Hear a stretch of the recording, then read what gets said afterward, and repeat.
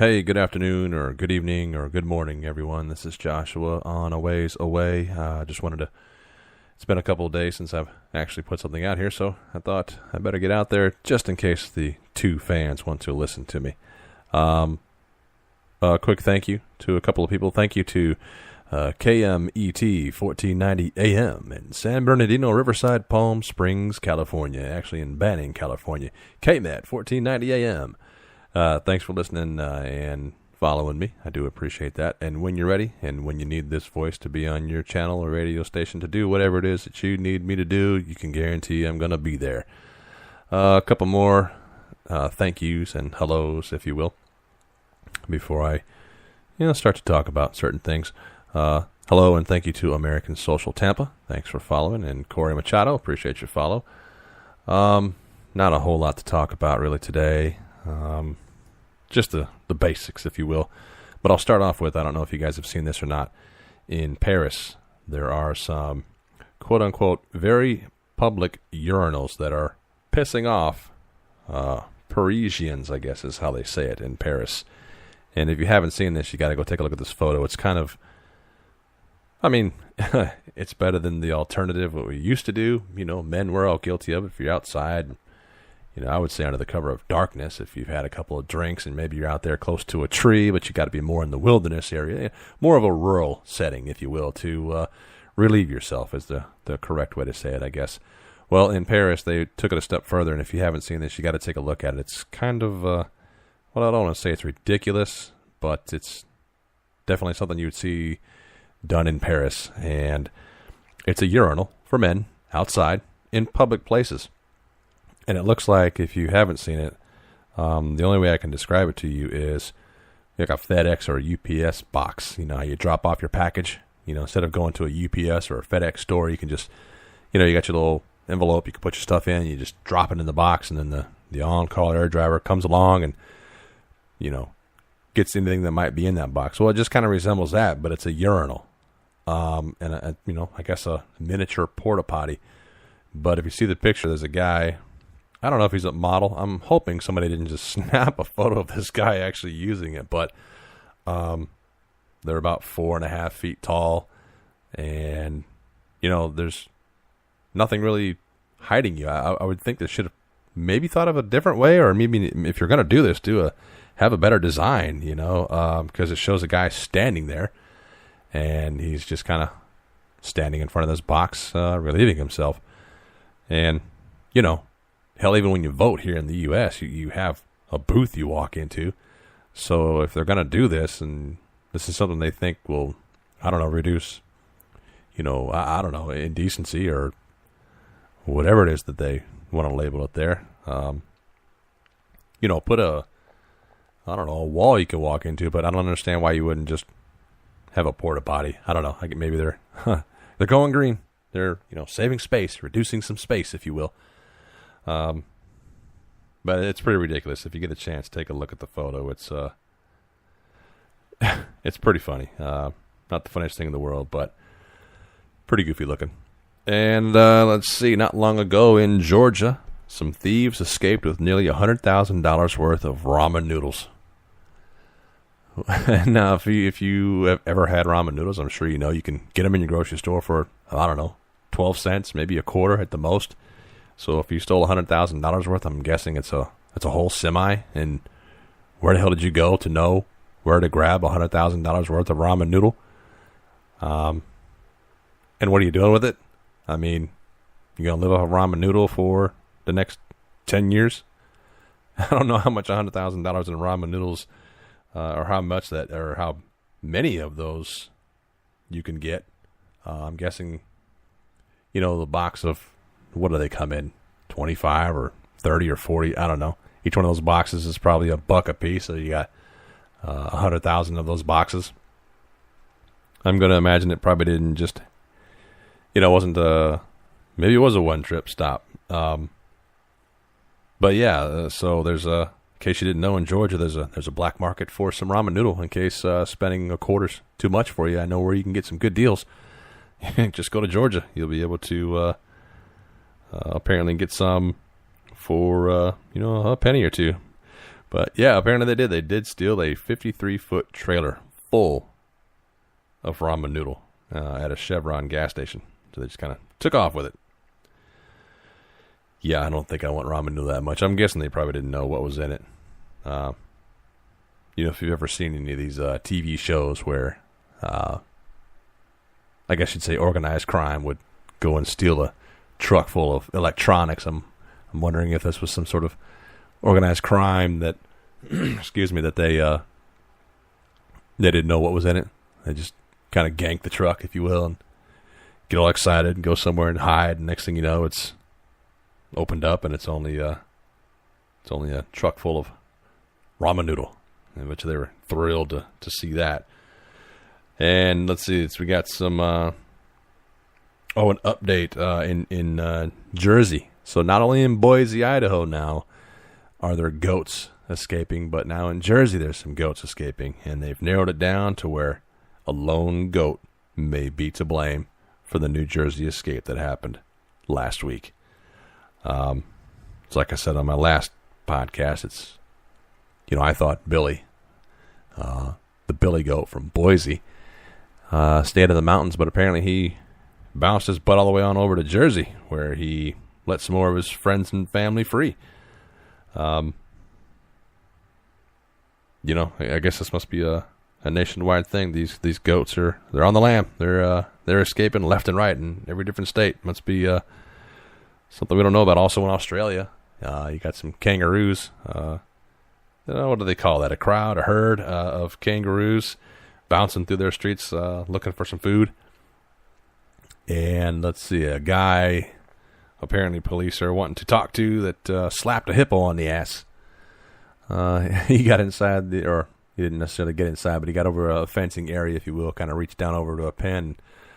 It was a rhino or a hippo, one of those two. I don't know. He apparently got over the fence and slapped him on the ass. So police want to talk to him about that. They want to know how the hell he did it and why he did it. I'm sure he's facing some charges on that. I'm going to guess it's probably a dare.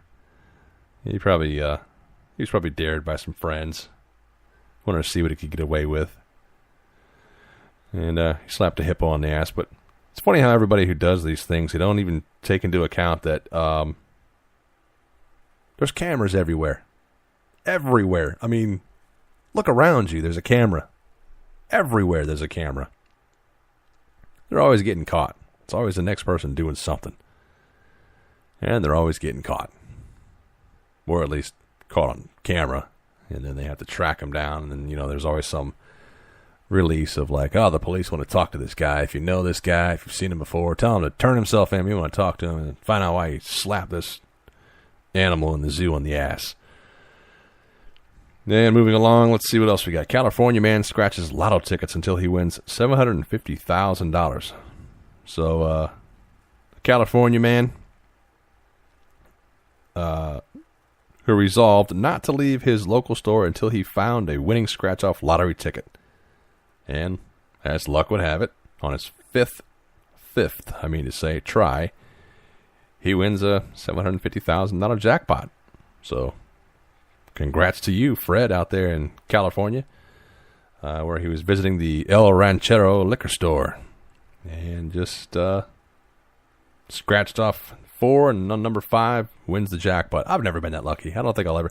I think the luckiest I've ever been, I was probably 18 years old at the time. I don't buy these tickets that much. They call it a poor man's tax, these casinos and these tickets. Spending your money, getting taxed on hard-earned money to try to win that big amount, if you will. But I've never been that lucky. I think the luckiest I've ever been is, I think I won $50. And I was like 18 years old. I don't know. I'm just one of those that I never get that lucky to be able to win the big amount, if you will. And because of that, I don't buy them. Luckily for me, I guess. I don't want to be the person that's always in there spending $100 or $200 on my out of my paycheck to be able to try to win some money. I don't have that much of a need, I guess. But I mean, don't get me wrong, I'll take it. If I every now and then I'll spend $1, $1, maybe $2 at the most, I don't know, you kind of feel lucky. I don't know, spur of the moment, you look over and think, yeah, you know what? Well, let's try it out. And then I scratch it off, and it's always the same. Oh, you won $1. You won $2. Go back in there and get the next ticket and go, oh, maybe this is my lucky day. And nope, it's not. But that's just me. And I don't know if you heard about this, but there's a 6-year-old girl who apparently got on her mom's Amazon account, and she bought herself $350 worth of toys, which is great. I like that the 6-year-old knew exactly what to do and how to do it. She, picked through the toys, and, oh, I'll take this one, and I'll take that one, and, oh, this one looks good, and had them all delivered to the house. Good for you. $350 worth of toys. I hope that the mom, probably said, don't ever do that again, but she got to keep them. I mean, if something like that happened to me, I'd be a little upset, like, what are you thinking? But you can't quite just say, send it back, take it back, teach a lesson. You send that back. Let her keep it. Just password protect your Amazon account, and don't be the parent that leaves it open. But who would have thought that the 6-year-old was going to be able to jump on your computer, jump on your Amazon account? It was probably open. It was probably already open. Mom was probably already looking at something, and she probably was just click, click, click, click, click, and got $350 worth of toys. Where was she when Toys R Us was going out of business, huh? Maybe she could have saved them. Maybe she could have bought a couple of $1 billion worth of toys. And apparently, right now must be like Guinness Book of World Record week or month. And I was told by somebody, oh, that's an actual thing. Yeah, it really is that time of the year where people go out there and they set out to break records. So there's all kinds of records being broken. So many. Like, North Carolina man grills a world record cantaloupe. Okay. Ooh. I mean, he's proud of it, I'm sure. And it was a hippo, by the way. The guy slapped a hippo on the butt. So I want to make sure I got that right. Oh, yeah, and I forgot also on the lottery tickets. Another guy, he followed his fortune cookie's advice and wins $125,000. I've never been that lucky. Again, I've never been that lucky, and I don't follow my fortune cookie's advice hardly ever. And I've never really taken them seriously. I kind of have fun with them. I open them up, read them, and get a good laugh, maybe read them in a goofy way, and that's pretty much it. But apparently some people, they take it pretty seriously. A Vancouver resident, this is a Washington State man, said he followed the advice inside of a fortune cookie and won $125,000 lottery jackpot. Again, good for you. I'm never able to do that. Originally, he thought he only won $125, but then later he discovered the jackpot was $125,000. And apparently he had a fortune cookie which had a couple of fortunes inside of it. And so they asked him, what do you plan to do with your $125,000? And he said, well, I'm gonna use the money on a sushi dinner. Hopefully not $125,000 sushi dinner, but I don't think they give you fortune cookies there, so maybe your fortune should also say be careful of the raw fish sushi, just in case, because that sometimes I've heard people get some bad sushi. But I'm a sushi lover. Come on. It's so good. Yeah, I mean, where else can you get, I don't know, 5 or 6 or 7 flavors all at the same time when you take one little bite of something? It's so good. So good. Definitely a sushi lover. Let's see. So back to the Vietnam. The Vietnamese chefs cook up 3,000-pound bowl of soup. Apparently that's the Guinness Book of World Record. Some Girl Scouts in Tennessee break the s'mores world record. That was hard to say. S'mores world record. There we go. Girl Scouts in Tennessee break the s'mores world record. I got to spit it out correctly. Oh, there's all kinds of things happening here. Hey, oh, wait. There was one. Something that was kind of funny. I don't know if you guys have seen this. If you are members of Sam's Club or Costco, you've probably seen these things. These really big wraps. They're shaped like an animal, whether it be... I've seen 2 of them. One looks like a whale, and one is a unicorn. It's a white one with some rainbows on it. And up in Minnesota, the sheriffs had to rescue a group of stranded girls floating in a lake in the inflatable unicorn that they apparently got too far out into the lake. Well, they were trapped in the weeds, I guess, while riding this large white inflatable unicorn with rainbow features.